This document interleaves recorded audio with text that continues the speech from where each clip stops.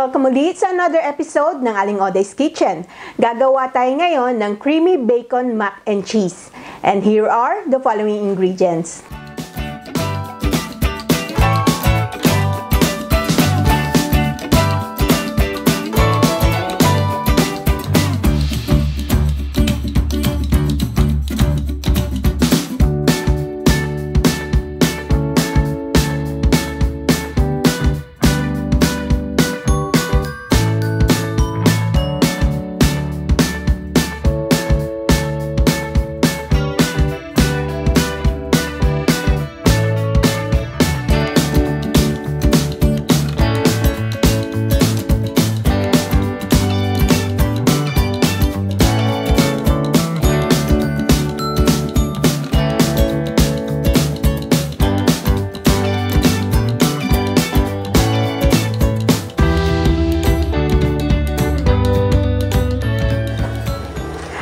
First step, iluluto lang natin yung macaroni depende sa instruction dun sa packaging. And then next, ang gagawin natin itong ating cheese sauce. Dito sa ating pan, nagpainit na ako. Ilagay natin yung bacon fat. Hinaan ko lang apoy. And then yung ating butter. Gagawa lang tayo ng roux.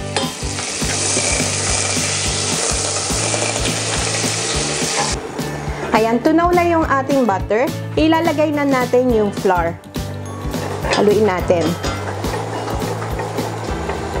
Dahan-dahan para hindi buo-buo. Gagawa tayo ng roux.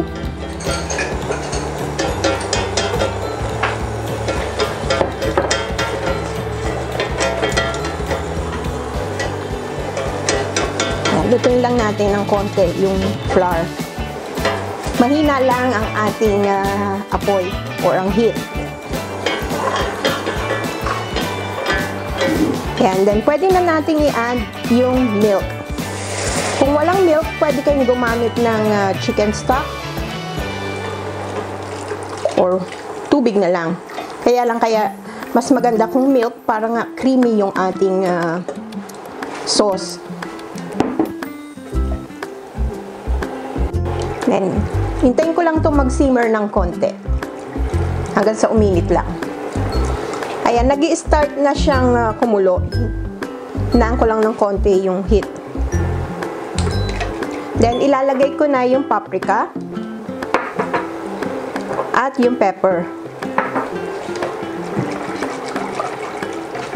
Then, ilalagay na natin yung cheese. Hinain ko itong mozzarela. Magtira lang tayo ng konti pang toppings mamaya. Then, yung ating cheddar cheese. Ganun din, magtira lang tayo ng konti pang toppings. Haluin lang natin. We'll continue to simmer this hanggang sa lumapot yung ating sauce. Ayan, malapot na yung ating sauce. Then, yung aking cooking bacon ang ginamit ko. Frinay ko na siya kanina, i-add natin. Magtira lang ulit tayo ng pang-toppings. Para may konting crunch yung ating mac and cheese. This one is ready. Hindi na ako nag-add ng salt kasi maalat na yung ating cheese at saka yung ating bacon. So, tama na yung alat nito. This one is ready. Pwede na natin tong i-switch off. Then, ang ating next step, itong ating macaroni na iluto na natin, i-add na natin yung cheese sauce.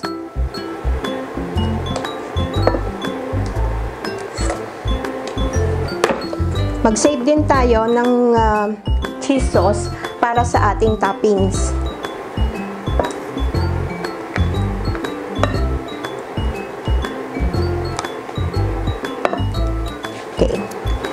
Haluin lang natin to. Na-coated yung ating macaroni. Dahan-dahan lang paghalo para hindi madudurog yung ating macaroni.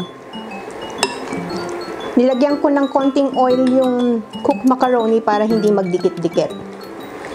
Nung na-drain ko yung water. Ayan, halo na natin. Yung ating evaporated milk, pwede tayong maglagay ng konti lang. Okay, that's enough.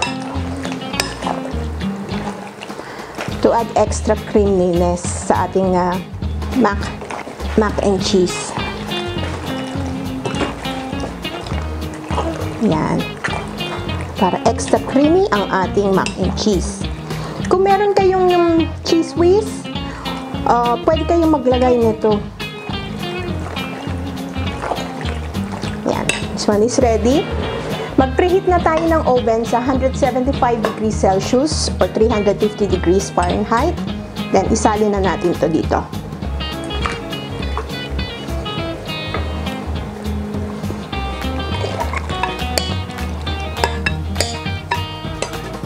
Then, yung ating remaining sauce, i-add na natin as toppings.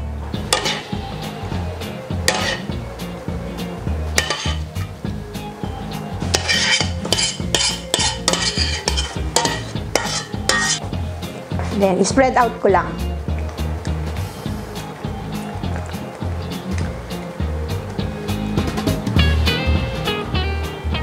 Para hindi dry yung ating mac and cheese. Next, yung remaining cheese natin, yung mozzarella.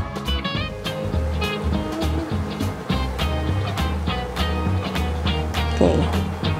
Kaya, mas maraming cheese, mas masarap. Then, yung ating grated cheddar cheese.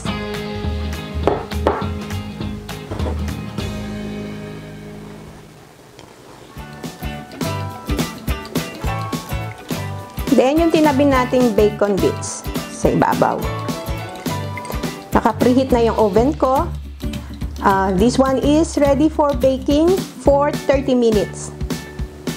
Hanggang maging golden brown yung ibabaw at matunaw yung ating cheese.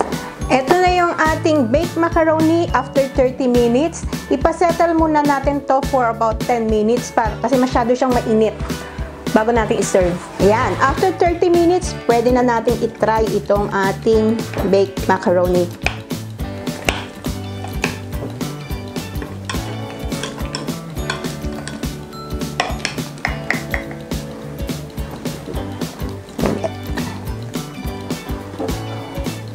Yan. Sarap.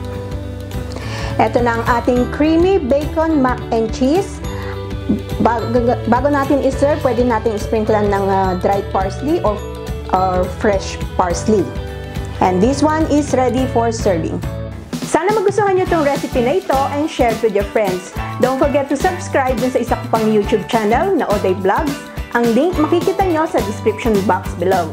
Ako po si Aling Oday. Magkita-kita ulit tayo sa aking susunod na video. Salamat! Bye! Please follow me on my Facebook page, Twitter, and Instagram.